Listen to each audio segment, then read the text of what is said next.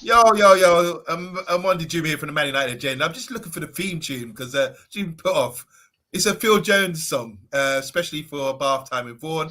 And he obviously he's in the house, got Paddy as well, and Rebel. And we're going to talk about the 1-1 draw at Old Trafford.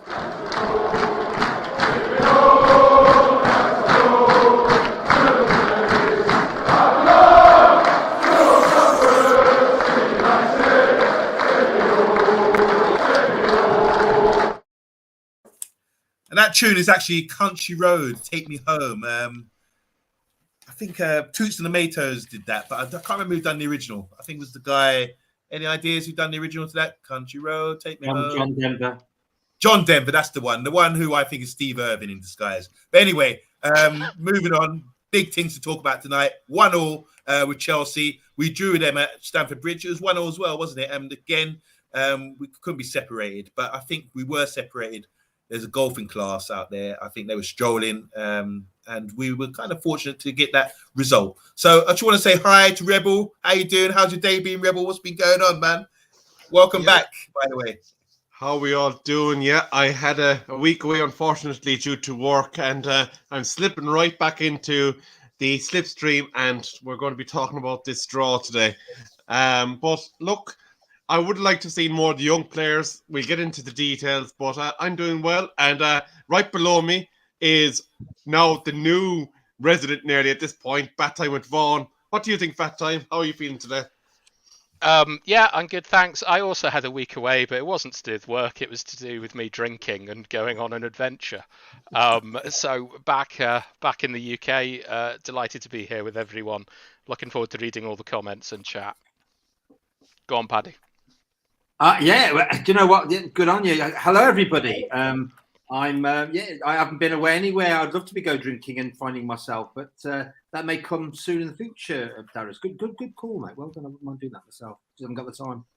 I must say it's all right for some to go off drinking for a week. Yeah, a week of booze. But it's good timing. I mean, anyone who's smart would book their holidays with this due to the bank holiday. Book a Thursday and the Monday off. You know. And I would call these people twats, which means Tuesday, Wednesday, and Thursday. Yeah. No, the reason twats abbreviation for Tuesday, Wednesday, and Thursday, taking it off. That's what I'm trying to do now because another bank holiday coming up this week, and I've got Tuesday off, so an extra long weekend. So call me a twat. Before you get into the business of things, somebody that's been following us on Twitter for quite some time has finally made it here to one of the shows. Dipali. Welcome. Hello, Dipali. Be late. She's all the way in India. Yeah, she's great. What would the time be? Great stuff. Brilliant. India's what, 6 hours, 7 hours ahead? Great stuff. It's lovely to see you, girl. You send a lot of love out on Twitter, especially for the Man United Agenda, and we appreciate that. And it's we love you back. Well, you know that anyway. We know that anyway. I'm always sending you love and kisses and all the hearts, emojis, and all that kind of thing. So big up. Nice to see you on the channel. While we're on the comments, let me just go through, just say hi all the way from down under in Australia. We got Mark Edmund in the house. Welcome, Mark Edmund. And obviously Man United, Agenda's in the house. They're saying victory against Man United, a bridge too far for Chelsea tonight, as the final to blows on a fourth consecutive draw between us. Many armchair, who's writing this? It's you, Rebel. Many armchair commentators claim that Ronaldo has been a problem for us this season, but he delivers yet another goal. And another goal of this season. Goal of the season. It was a great goal, actually. Talking Muse saying, positive result. Poor performance for the most part, though. I'm leaving this out because I know that's Rebel. Dipali saying, I'm glad we've had a draw. Never let Chelsea win since we haven't lost to them since 2013 when Mata was playing, really. Pat Lawler's in the house. How you doing, Pat? He said, Lukaku's Chelsea striker. Thank God. Brush is in the house. He says it's important to put an end to the rot. Overall, it was poor. We often play like the away team at Old Trafford. Mendy was chilling the most of the game, apart from Ronaldo, when Ronaldo smashed it past him. And Kunle's in the house saying, hello, great result this evening. CR37 scoring again. Bloody starter pack scoring now when there's nothing to play for. Just want to say hi to Matty. Who else in the house? Anyone new? Mr. B just done the watch along. So welcome, Mr. B. Stumpy Candle Top is in the house. We love you, Stumpy. And we love you, Cosman. Big up. And Box as well. Oh, everyone's in the house. We're ready to go. So, guys, first talking point. Before the show, let me just add this. Guys, you better be tuned in and press the like button because this is going to be a very, very interesting show because we're disagreeing. Let's talk about the lineup first of all. In the lineup, starting with the Gagarin goal. This is sort of like, I think Solo got this right, didn't he? De Gea in goal, Dalot, Varane, Lindelof, Telles, McTominay, Matic, Elanga, Bruno, Rashford, and Ronnie. Any thoughts on that? Start with you, Patrick.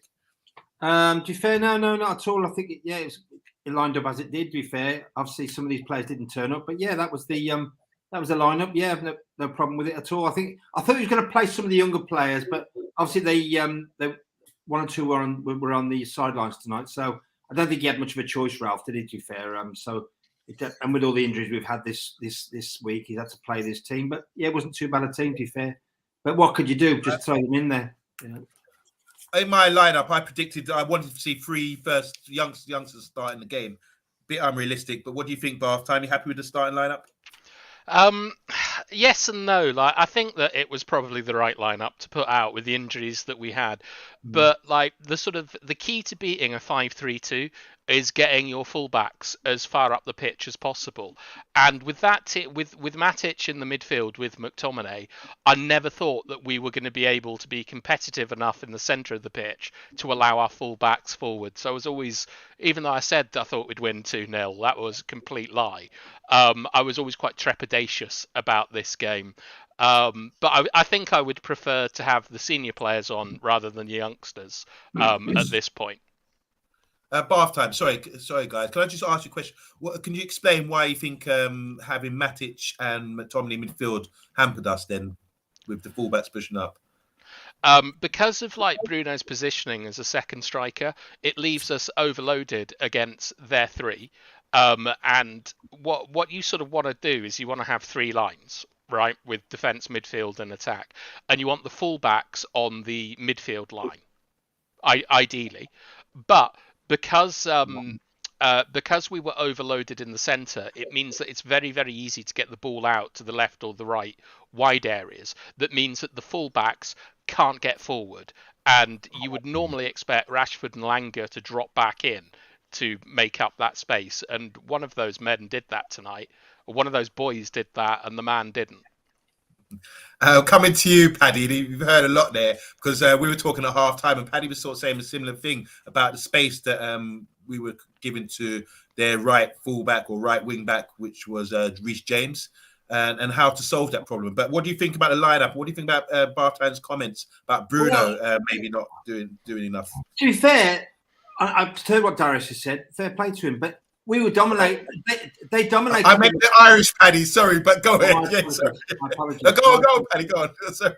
No, they dominated our midfield completely, and Reece James completely destroyed Telles. Was fantastic, but regardless of the midfield put in there, their midfield dominated completely up to about I don't know what minute, 27th minute, I think. So regardless of what shape we put in there, or any players we put in there, they were brilliant. They were brilliant in our midfield. Kante ran the show. I thought he was brilliant for them. I thought he was fantastic. Really was. I think regardless, I thought they were great. And Paddy, I'm sorry, Rebel. I'm calling you Paddy. No disrespect, but you are Irish. What do you think about that then? About what Barthram was saying about the fullbacks going forward and the starting lineup, and you were saying a lot about at halftime about our wide men, meaning Rashford and Langer. Their starting position should be a lot deeper, maybe, just to counteract that. Would you care to elaborate on that Paddy comment? Because I'm going to prepare my report for Solo the way you're going tonight. Yellow card for Monday. Go on. But okay, let's get down to brass tacks here. The main talking point for me really was, number one, Rashford, I suppose, on form, you'd have said probably would have been dropped if we had other options. Number two, again, Matic on the previous games was bypassed to an extent, and you would have said if there was other options, maybe he would have been taken out of the game. But again, lack of options dictated that he needed to play. And obviously then we've had what has been the leaky vessel that has been our defensive lineup up until now. And again, you would have said if there was viable options, again, maybe some of those might have been taken out. We've taken out Maguire, and they're saying he has a calf injury or something or other. Whether he does or he doesn't, that is beside the point at this stage. There's a lot going on with him. But I suppose in just looking at the lineups, and I'm going to look at the subs bench for a second. Again, this has been a bugbear of mine since the Rannick era kind of took over. And that is our persistence in this naming of two keepers, even though in reality, there's going to be, maybe 0.01% of the time where and it might necessitate that a second keeper might need to come off the bench. So what I didn't get is why not give a Savage or somebody else a chance to sit on the bench? It doesn't matter if they weren't coming on, but it just seemed to me like there was absolutely 0 point for Dean and Tom to be on that bench. I can't answer that. I don't know why they keep doing this, to be honest. I don't know anyone, Paddy or Bath Time, got any suggestions for that? No, I haven't. I mean, I suppose, I agree with you that it seems ludicrous to name two keepers on the bench, but I think it's also unfair to single out one of the players from the youth team that is a team that has done well and promote them to bench warming duties. I think for me personally, I think we leave the kids alone until the pre-season tour and just let them enjoy themselves. Yep. Oi, teacher, leave them kids alone. That's Pink Floyd, by the way. Anyway, yeah, I think if a young player comes on the bench, I think it's a good experience for them. I agree with Rebel. I think that could actually, say, "Oh, I was on the bench today, Mum.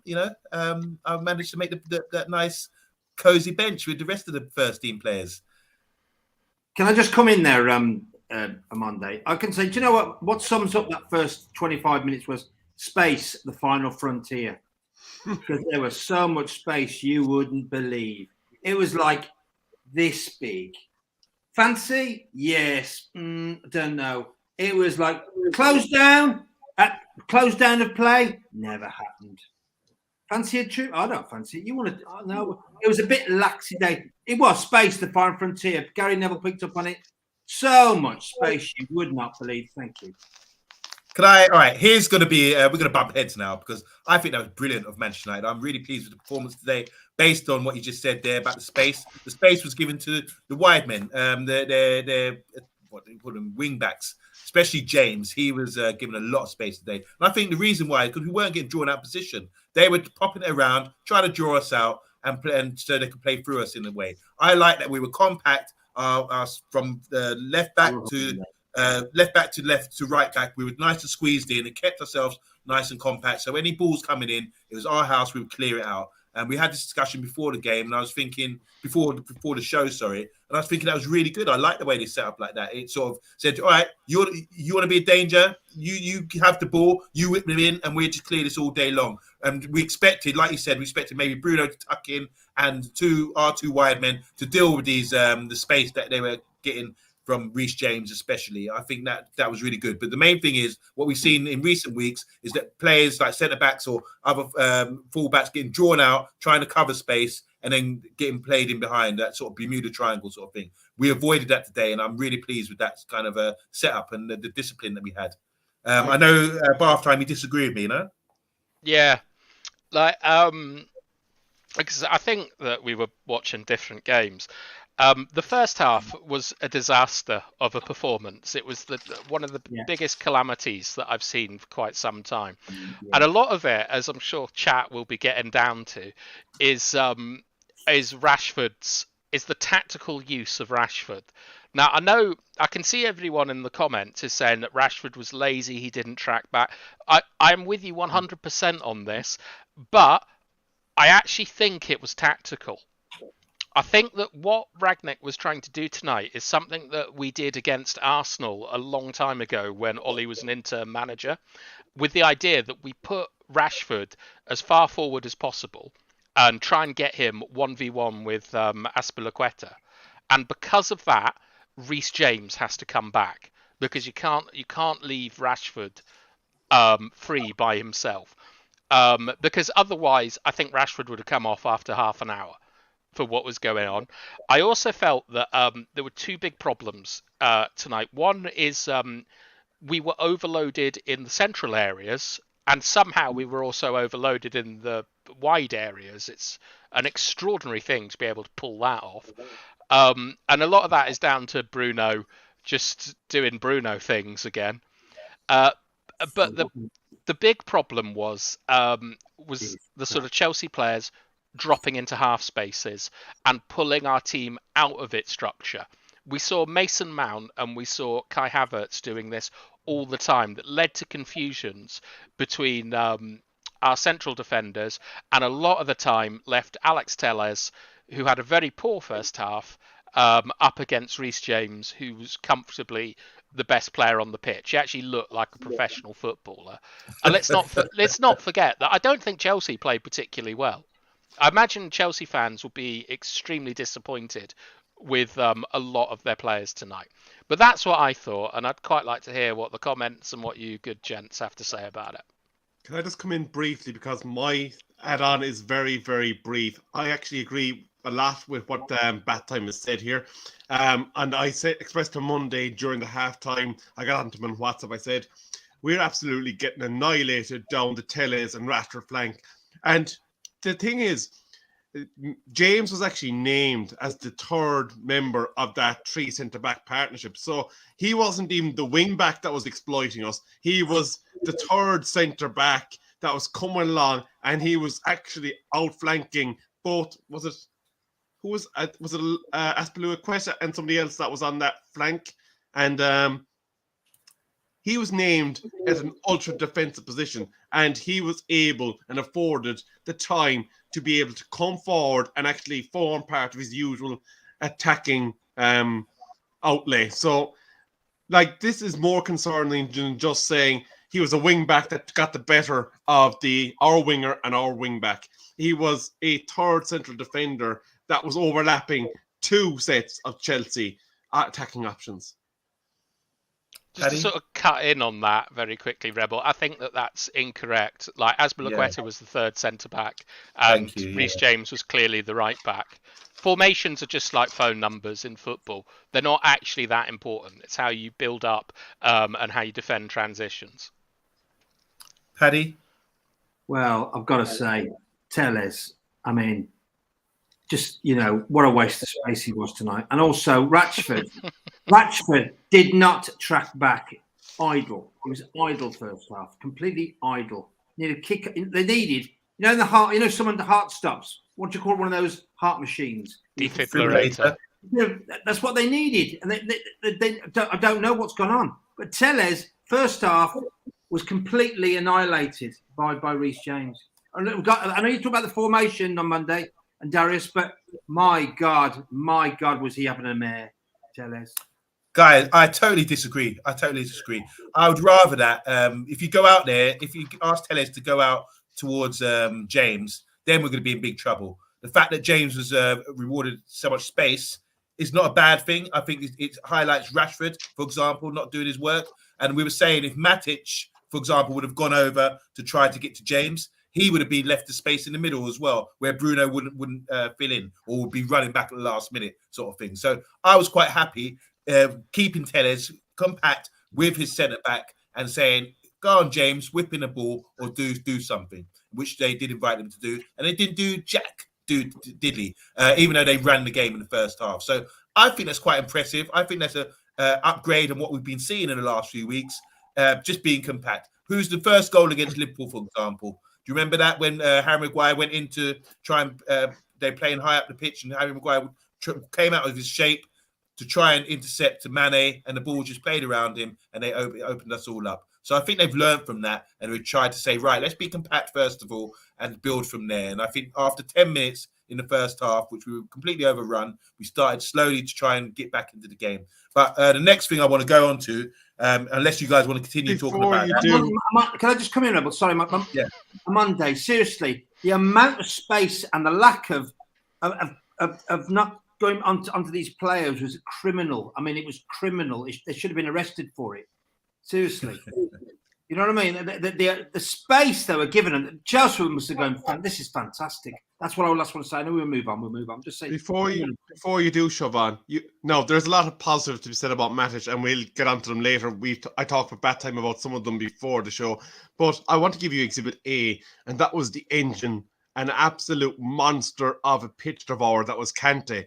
If he was sitting on our side of the field, even with the deficiencies that we did see coming on the James flank, you'd have seen possibly a lot more closing the space, and he would have had the engine to get back if they did decide, do you know what now?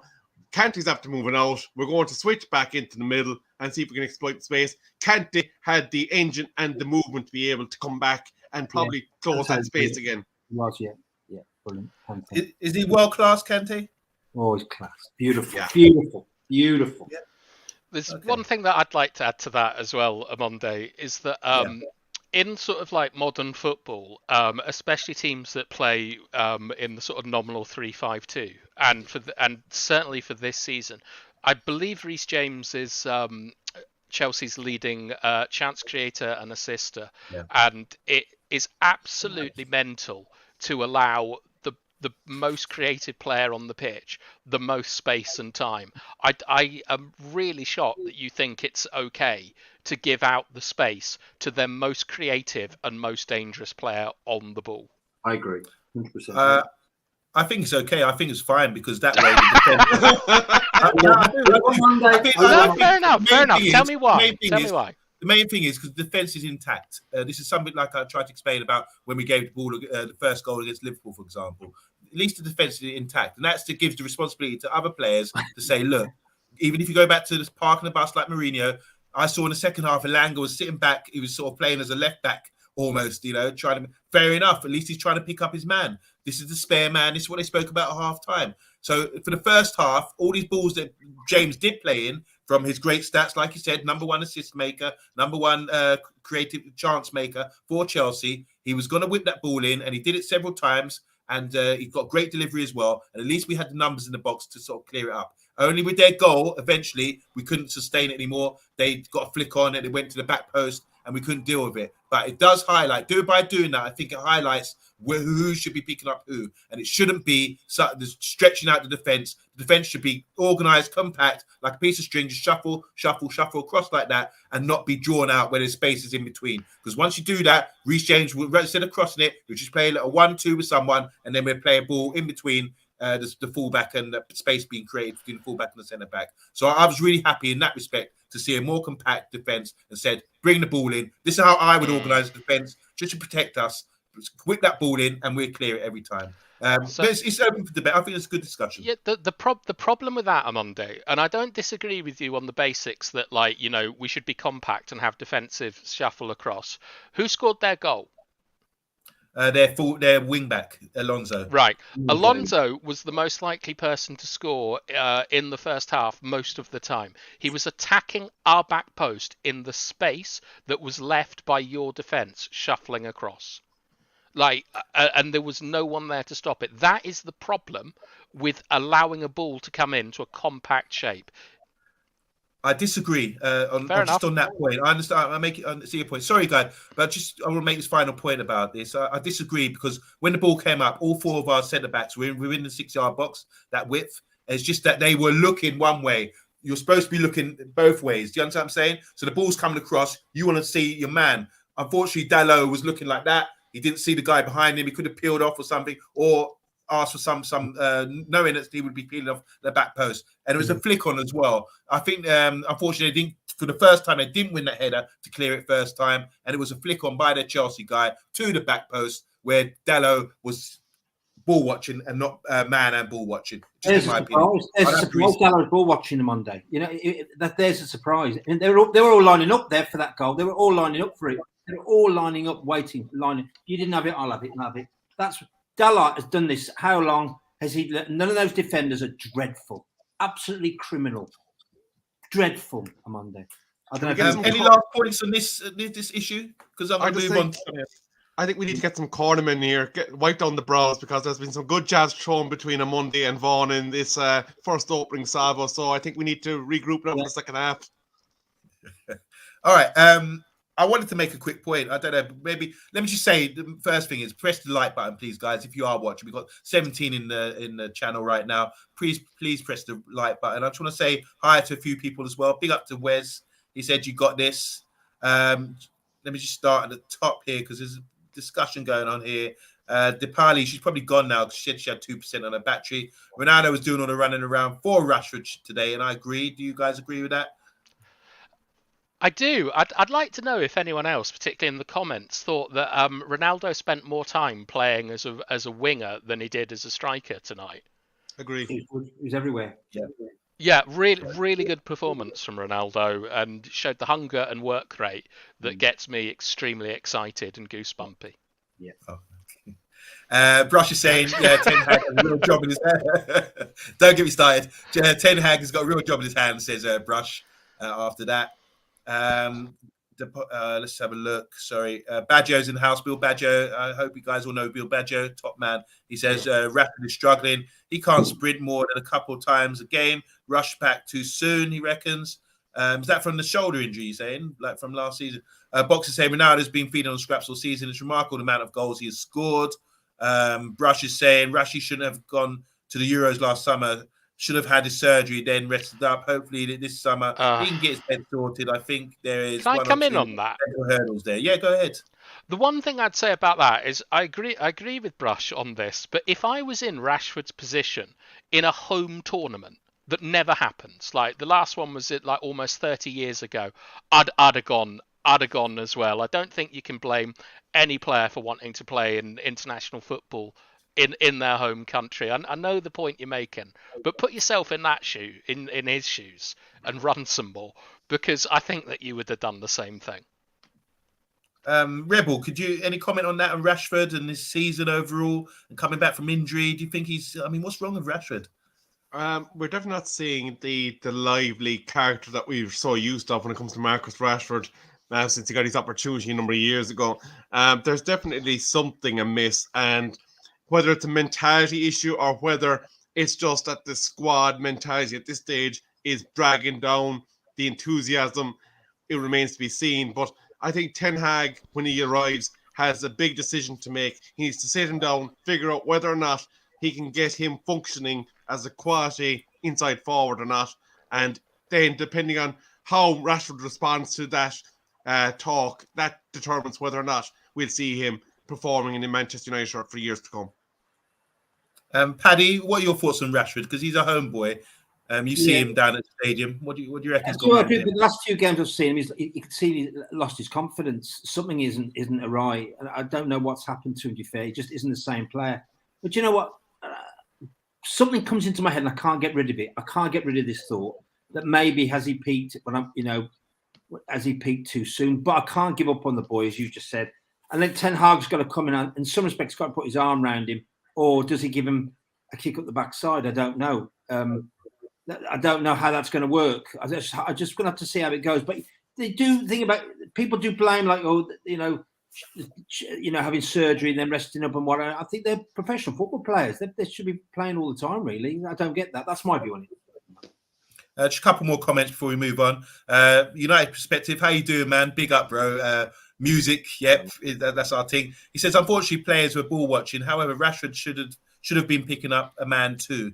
So again, sort of fingers pointing at Rashford. A couple of joke ones here. Eddie Waffle, Football Waffle. How you doing, Eddie Football Waffle? He gave a great impression of Ralph yesterday. I'm still laughing about that. He says, OMONDI versus Vaughan, round 2 coming up. Let's go. Keep it clean, gentlemen. I'm in a bath, mate. I'm always clean. And Mr. B's saying that as well. OMONDI versus Bath time. Bloody love it, he says.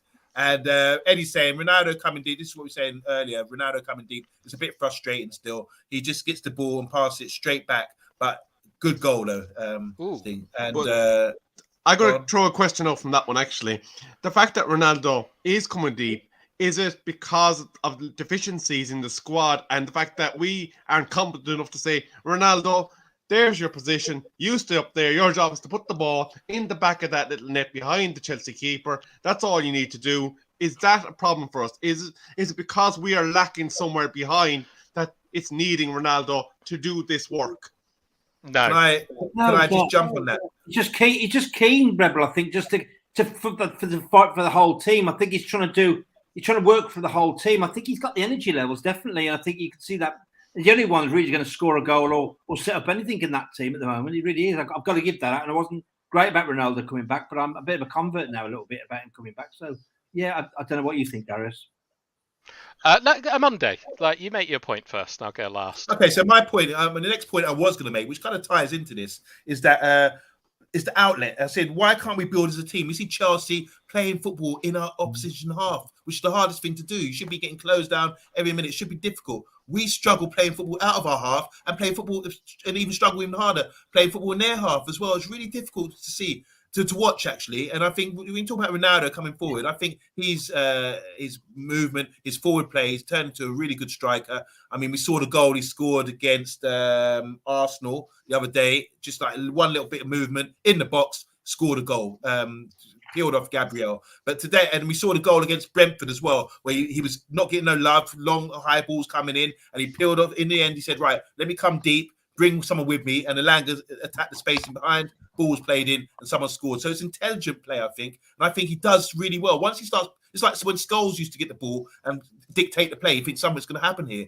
and I think the same applies when you were saying earlier, Bath time, about Ronaldo coming left or coming wide, coming deep to get the ball. He'd get it, turn, and build up play. And people, there's so much respect there that people actually give and go with him. They pass it back, they look for him, and things do happen when he comes deep to start playing. Unfortunately, he's not at the end of things to finish his dinner, unfortunately. But I do see the value in him coming deeper. What do you think, Bath time? Well, okay, this is absolutely a tactical thing that happens with Ronaldo coming deeper. It's right. I don't want to make it very boring, but it's about rotational positional play. When Ronaldo comes deep, it drags either a centre-back or a midfielder slightly out of position. In these cases, and it's definitely something that we've seen a lot from Rangnick, you will see Elanga and or Rashford making runs in behind. Right. The whole point of Ronaldo moving about here is to allow more space to be developed for players to attack it. And why he is the best person to do it is because he is the best on the ball, like in terms of just a one-touch pass and releasing it to our midfield to bang it forward. It's been a pattern of play that has been consistent with Rangnick.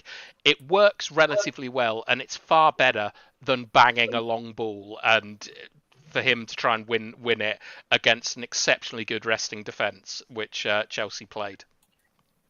So I think it's a tactical thing. I'm a big fan of it. Good stuff. So what about why do you think we can't build as a team? I'll answer. Well, I'll just throw this out there, but I think it's because of the goalkeeper. It should be part of the set piece. I think the defenders were high there. I was looking for opportunities today when Scott McTominay was just standing there. I was thinking, go seek the ball. If you've got a man at your back, you should be able to know he's there. Just come and get the ball and start bringing it out of play. Bring it out. Frankie de Jong does that brilliantly. I just think we lack with McTominay, for example, he lacked the confidence to get the ball out and start to build as a team. That's what we needed to do. And for the first 10 minutes, I was looking, thinking, oh my God, we're getting completely overrun here because we can't bring it out. A couple of times, De Gea got panicked and started to hit it long and he wasn't reaching his target. I just think they kept compressing us to the point where they could have suffocated us and scored 2-3 goals, and we could have lost that game quite easily in the first 10, 15 minutes like we have done in the last couple of games. So I'm just worried about playing the ball out. Hopefully that will improve under Ten Hag. But what do you guys think about that and why we can't seem to play the ball out and build as a team? I might hit this first because part of it is going to be feeding into what Batham is going to say shortly, and that is the midfield and the way that midfield functions as a unit. There needs to be more coherence between Bruno Fernandes and whoever is going to be part of that midfield next season, because there's a disconnect there. The second part for me is I think there's a deficiency in the wing-back positions, and the way that they're going to interact with that midfield next season is going to need to be spades away from where they were this season. So that's my part in regards to the question that you made. All right. Patrick, building up from the back, we're obviously struggling today visibly. What's your thoughts? How do we improve that? I mean, you've just said it's struggling Monday. Nothing had changed from the previous two games, really, had it, to be fair. And also, they had a better quality in midfield than we did. They really did. They had a better quality midfield and played with a beautiful midfield. Their midfield was much better than ours tonight, and that's it really. I think. I mean, you can't argue with that, can you? I don't think anyone could. Bath time, could you argue with that? Yeah. First of all, I'll just address Eddie. Yeah, I agree with what you're saying. But it's not. It's the correct use of Ronaldo. It's poor execution by everyone else. But okay, so the question is why we can't build up from the back, and sustain attacks. Yeah. Yep. What like we saw today Right. and the season. Okay, so there's a couple of sort of concepts that United aren't executing properly. We all know that you operate in 3 lines pretty much on a football pitch with your defence, your midfield, and your attack, right? I think everyone can agree with that. One of the problems with De Gea, and I don't really want to get into a big argument about De Gea this evening, is De Gea is too far away from his centre backs. When they have the ball, right? This invites pressure on the team, combined with his poor kicking. Even though, as one of De Gea's biggest haters, I think he's actually got a lot better in the last 3 or 4 games at distribution and aggressive. High praise from you. It is, yeah. I mean, I would say I'm fair, but I'm not. I'm the most biased man you'll ever meet. But right, so what happens first of all is that there is a lack of passing options but from De Gea's position. You will see that the angles that we can feed the ball out are all either a long hoof or to the byline, to the what's it called, the bit on the pitch with the white line, the byline. Touchline, thank you. I'm a real football fan. The touchline is always the best defender and will always be the best defender, right? It's where you want most of your pressing done because it acts as an extra defender. What that then means is that we have players like Dalot and Telles with no real angles to play the ball out. McTominay, you talked about hiding. I'm also a huge McTominay fan. I don't think he's fit, and even though I thought he played okay tonight, he hasn't been in the best form recently, despite showing all the things that I love. McTominay's job is to pin 2 players, right? That is what a pivot does. So if you see McTominay with 2 players on him and you can't pass him the ball, that is tactically exactly what he's meant to be doing. It's no different to a striker pinning 2 centre-backs. It allows more space out on the left and the right. But our main problem in terms of being able to sort of progress the ball and build up attacks is because De Gea isn't making a 3 with the 2 centre-backs playing out from the back. We're a man down in midfield, meaning that there's less passing options through the lines. And because Bruno plays as a second striker instead of a midfielder, we're outnumbered all across the midfield. That means that we have to go direct or I can't remember what I was going to say. Let's move on. You're going well. Now, agree. You're highlighting Bruno being too far at the pitch and not contributing to build the build-up play. Sorry, Patrick. I was going to say, Darius, weeks and weeks ago, De Gea stopped giving the ball out to Maguire, and Maguire especially. He said, "No." I saw it one game. He went, "No, I'm not doing it anymore because you're getting caught. You're trying to be like Bobby Moore, trying to play it out." Right. Okay. Well, one of the things I'd say about that, Paddy, is that we're like. I know, right, everyone hates him at the moment and boo him and things. Harry Maguire is by far our best progressor of the ball from the defence. And one of the big problems that we have at the moment, and I know this is shocking as well, is that Lindelof and Wan-Bissaka are far better at getting the ball up the pitch than Varane and Dalot are. Right? And these are patterns of play that we saw under Ollie. That have not come through with Rangnick, is that we have a massive problem of progressing the ball up the pitch. So we have started hitting it long, and it's not a coincidence that when we bang it long, we like Matic and we like McTominay to win the second balls in the midfield. Like we're becoming, with De Gea and with Dalot and Telles, we will have to be a long ball team. Can I ask a follow-up question, actually, because you've raised about Harry Maguire's progression? Mm-hmm. What do you think then is the reason why we've seen, obviously in his final few games before his absence in the last 2, that he seems to be kicking the ball out of touch without any real pressure being put on him? Is it again to do with the lack of options in front of him, or because some confidence is lacking there? I think it's two things. I think one is Shaw not playing. Like if you so there's a concept, right, called a rest defense, which is you'll have seen it a lot tonight, which is where you have a back three to protect your transition, and one of the defenders will go forward to try and head the ball, and the other two will cover. We saw Varane doing. I don't know if you noticed, like Varane coming out and being aggressive tonight, that we rarely see. And losing the ball. And losing the ball, it happens, but it's part of a tactic in order to sort of stop transitions and to win the ball back. That Harry Maguire does that. He does that because he doesn't have the pace to cover anything that happens on the right. So a lot of United's play has always been on the left-hand side. It's why we never attack down the right with Solskjaer. Because it gives us our best defensive solidarity. One important part in that was Fred and McTominay in a double pivot.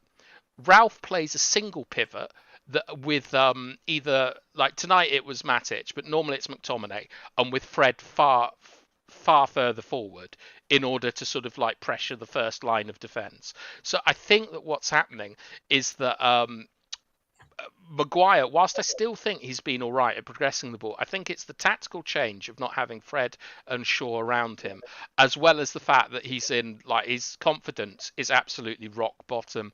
And you know, we've seen it from Bruno tonight. He should have shot when McTominay gave him what you'd think is a standard Bruno chance.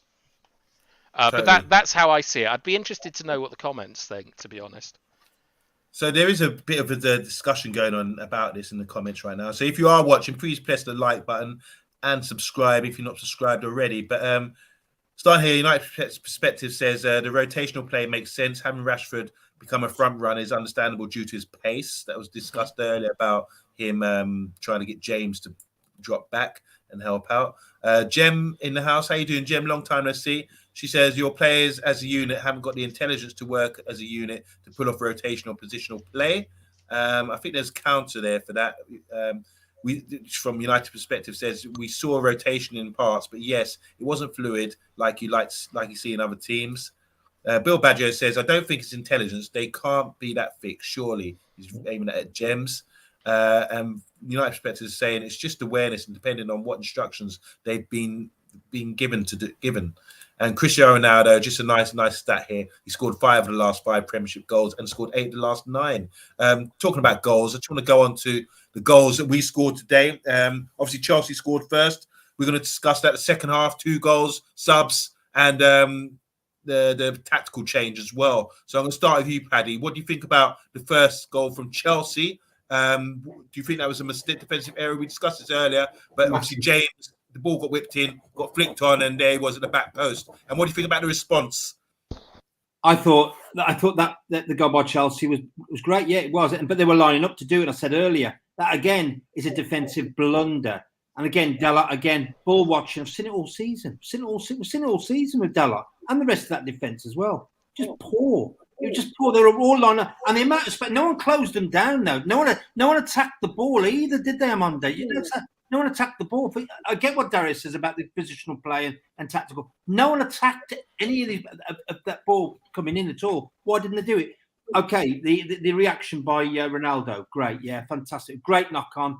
Matic, give him that due, yeah, got battled and got it to Ronaldo. Ronaldo does what he does all the time. Is he probably the best player in our team to do that? To be fair, we hadn't had him tonight. It would have been.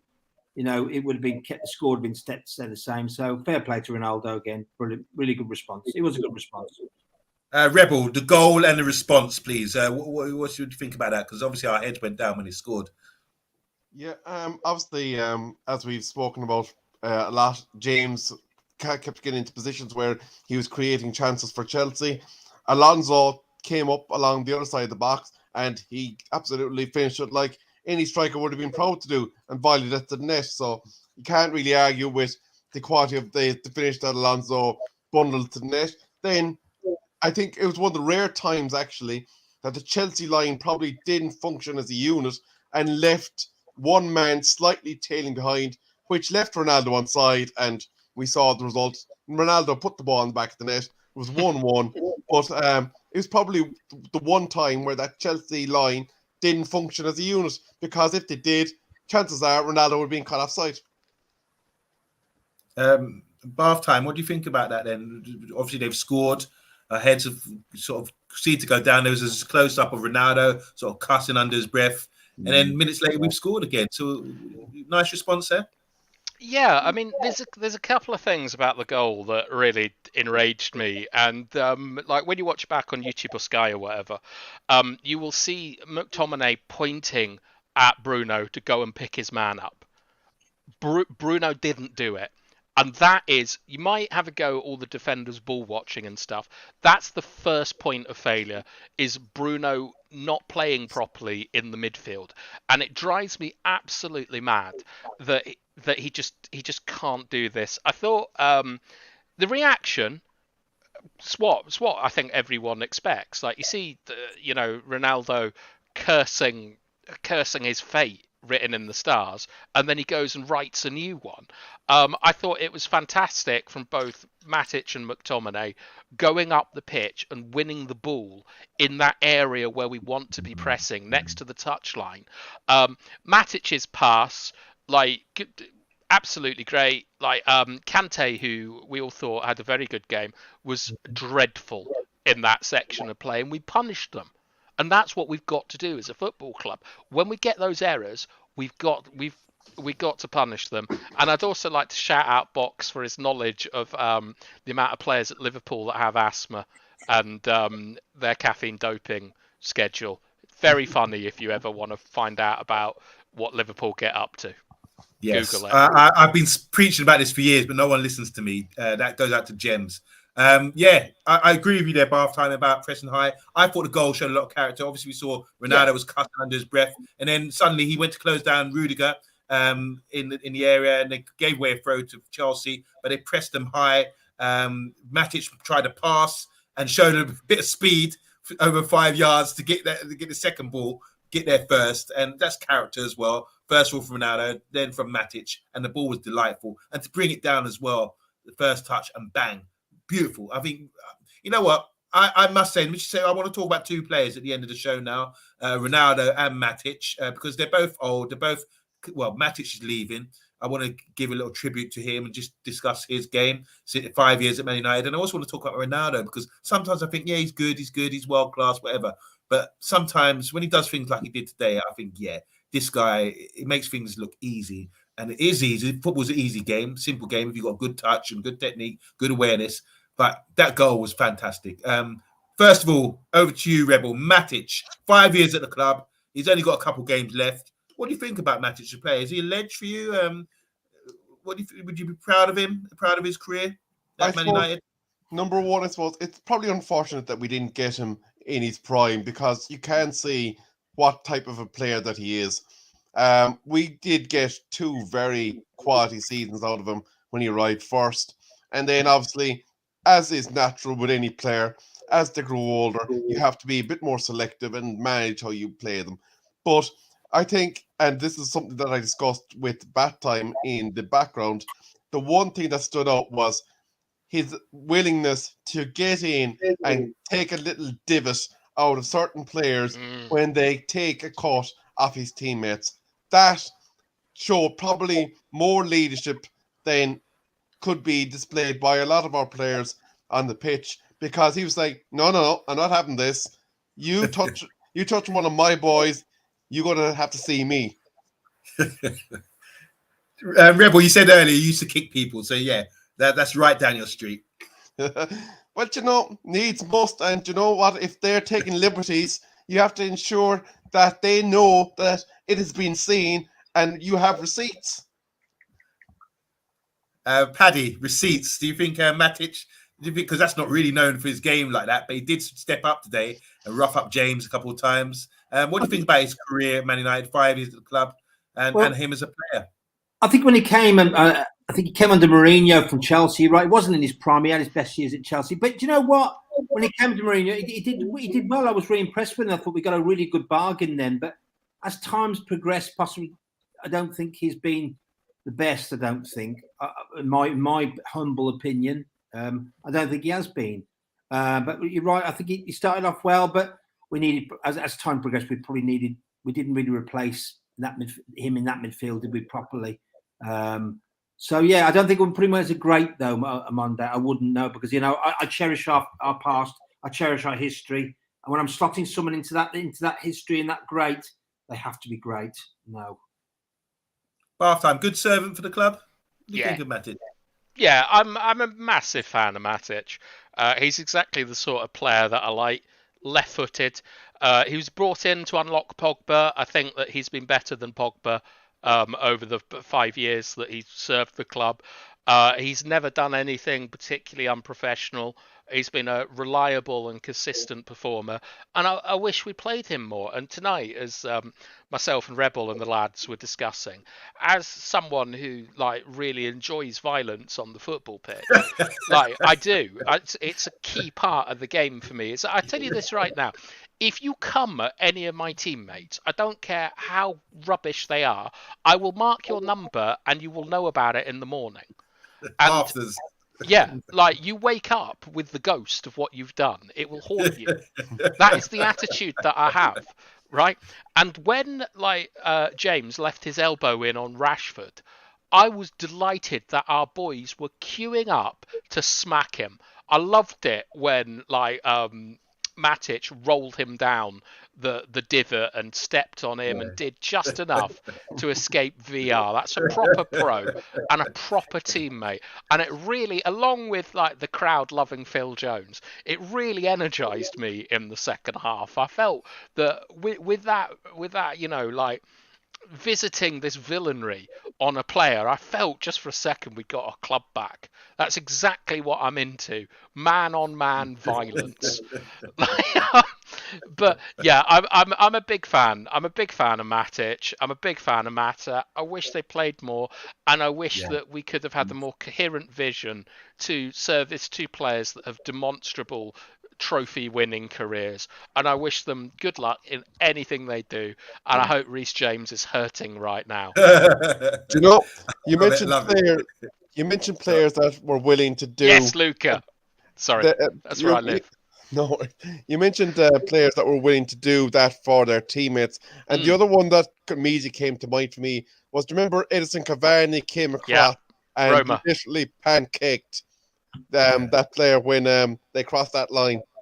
Yeah, with the other guy who did it a lot that is never given any credit for is Jesse Lingard. When Rashford came into the team, anytime Rashford was fouled, Lingard would come moonwalking over and shouting at everyone and pushing them out of the way. And it's something that's really, really important, is that if you kick one of our players, you've got to deal with all these guys that are social media, Instagram, TikTok stars. They're still going to come across and boot you. You need to know that there's a price to be paid for messing with our players. And I'm delighted that Matic is still upholding that standard. And it's something I really... And this is why I'm worried about putting the kids in, to be honest. Because we've got to have Phil Jones and Mata and Matic on the pitch to boot any of these villains that are trying it on with our kids. Oh, God. I want to transfer to your team, Bath time. It sounds like it's all for one for all. Yes. I want to say a couple of comments here from Risk. He says, everyone talking about putting the youngsters in. Rudiger showed in 15 seconds what danger of putting the kids in against men that could damage their confidence. And that's a dilemma, he says.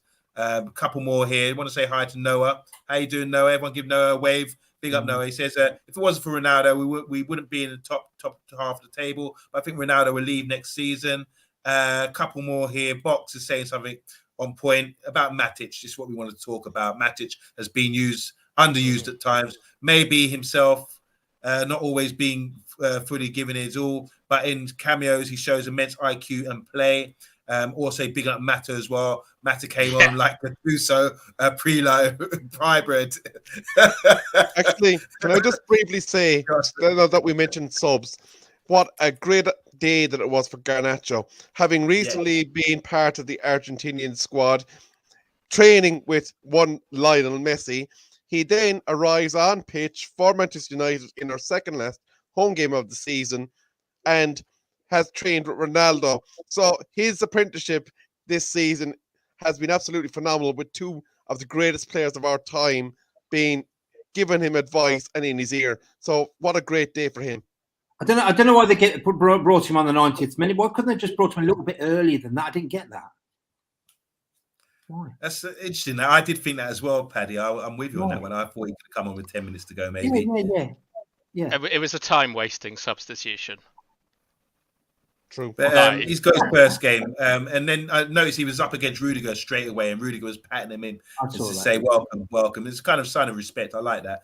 Boxer saying Hannibal will uphold the standards. We've seen that against Liverpool when he came on. Boxer also saying Hannibal used the Tunisian dark arts. Riding in elephants. You know who I think would be well able to kick a player, actually, is Charlie Savage's son. You mean he's too young to have a son? Oh, sorry, Jack Savage's son, Charlie. I think he'd be more than capable of giving a swift kick up the pontoon to any player that would mess with him. And Kunle's in the house. How you doing, Kunle? And well played yesterday against Villarreal, Liverpool. Matic, he delighted. He put the boot in. Can't stop laughing. The levels United have dropped to the levels the fans are celebrating. So he's mocking us for sort of This is celebrating. the fabric of football, Ola. Yeah. What are you talking about? This is something that everyone up and down the country does. Like, you protect your own. Like, it's the basis of any team. Like you know, I'm glad that you live in a world where you think if you go out and someone hurts you, that your mates aren't going to step in. Because in my world, you'll need a binding UN resolution to stop the villainy that I will pour down on anyone that comes after my teammates.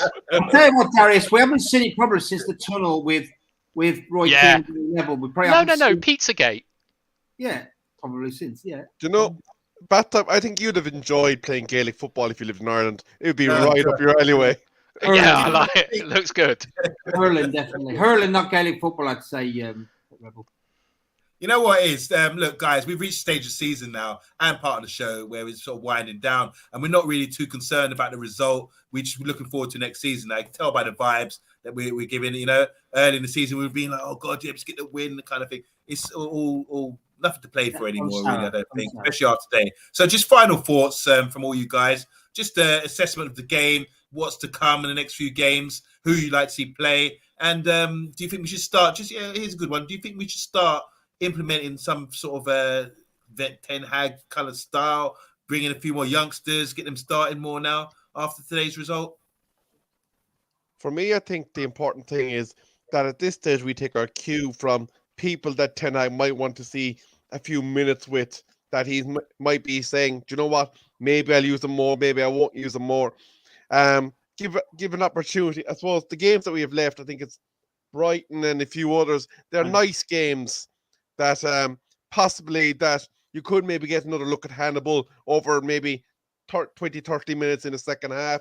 You might get a look at a Garnacho, and maybe thinking of our wing backs, you might get a look at Fernandez and see, okay, how physically underdeveloped is he? Can you get him to that level over the course of a summer? Or is he someone that you're going to need to send down to, say, the likes of a Nottingham Forest or whatever in order to build him towards being a viable part? But I think at this stage, given that we know that top four is completely off the table, you're going to have to utilize these last games maybe to give the new manager and the new selection team an opportunity to say, okay, here's our problems. Let's figure this out now. Paddy?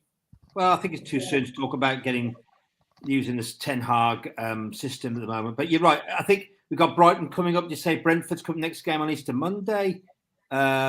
These are teams that are going to. I suspect Brentford might have a bit of a battle with us, which then worry me considering our state of play tonight, our poor state of play tonight.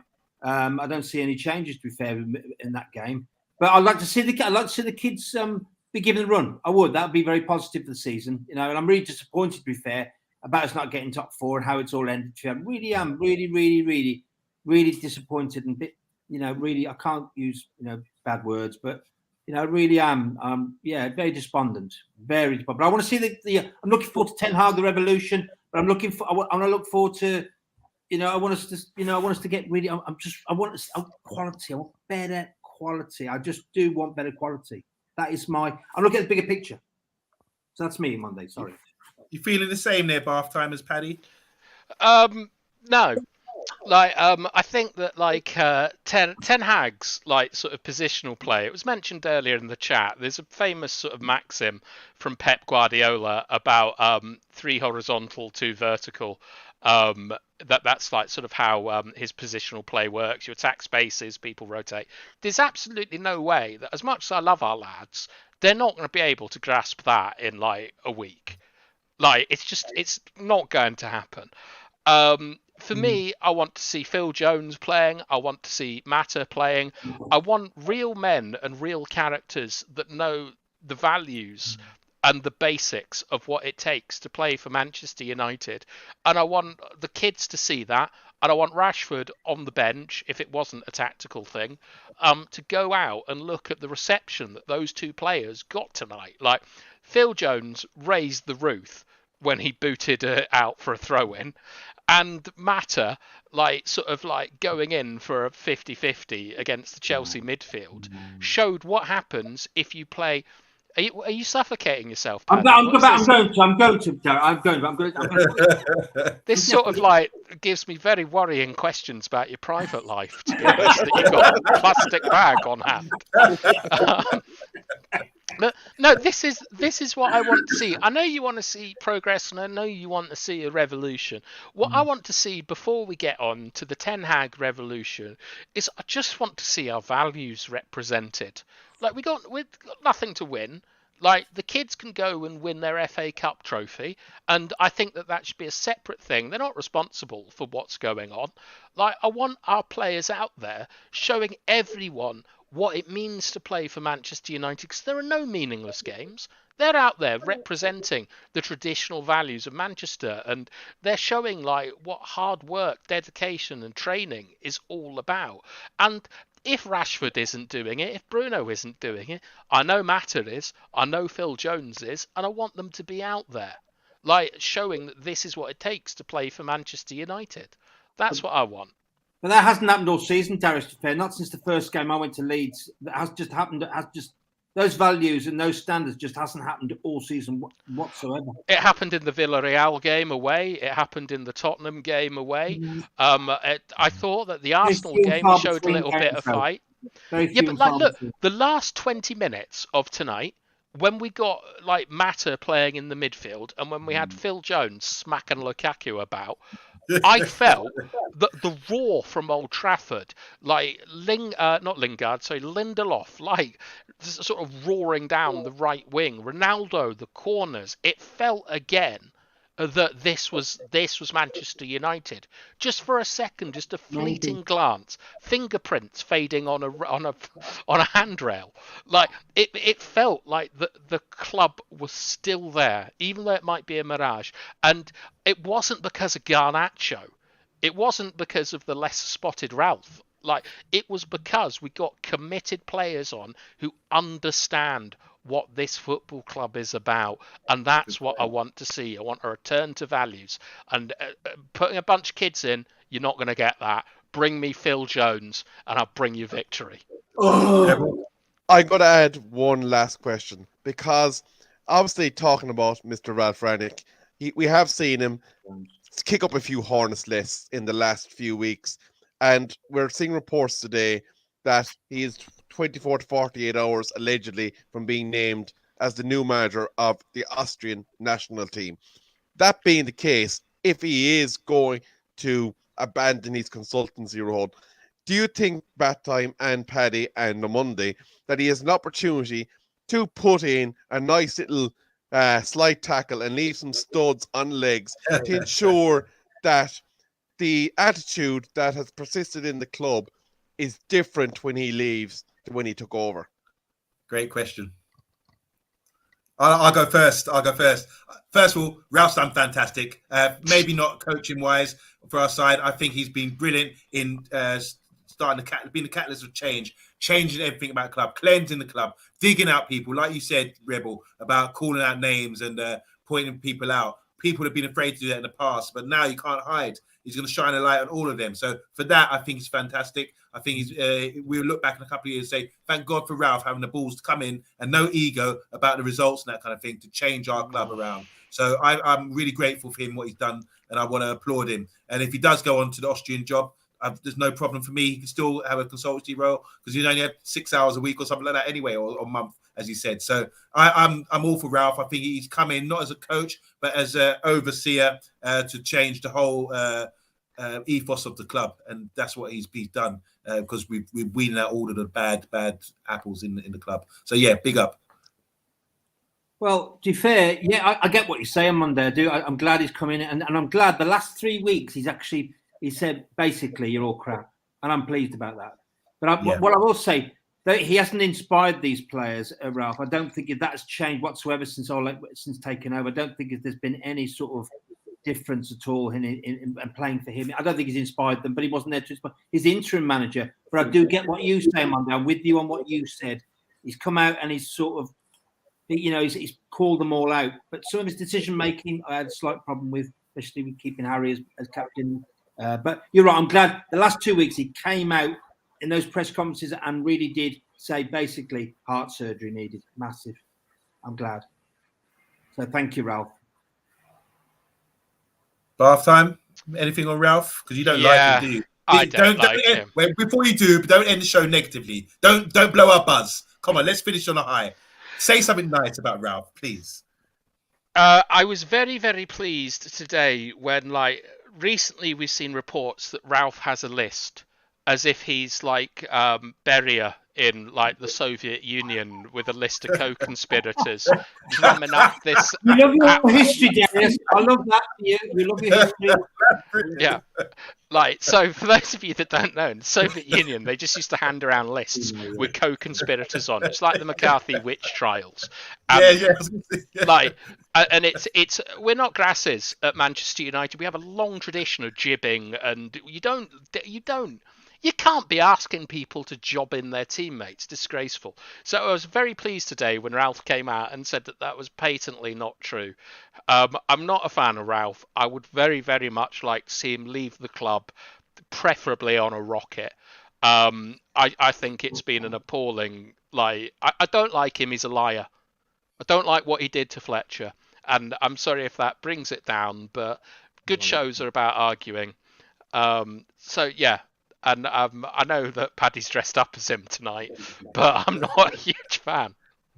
Guys, Errol's asking, there's how many people are 15. Let's get to 30 likes if you can. So if you haven't liked already, press the like button. I just want to shout out Emma as well. Emma K's in the house. She said, but can we talk about Elanga? He went down and no one backed him up.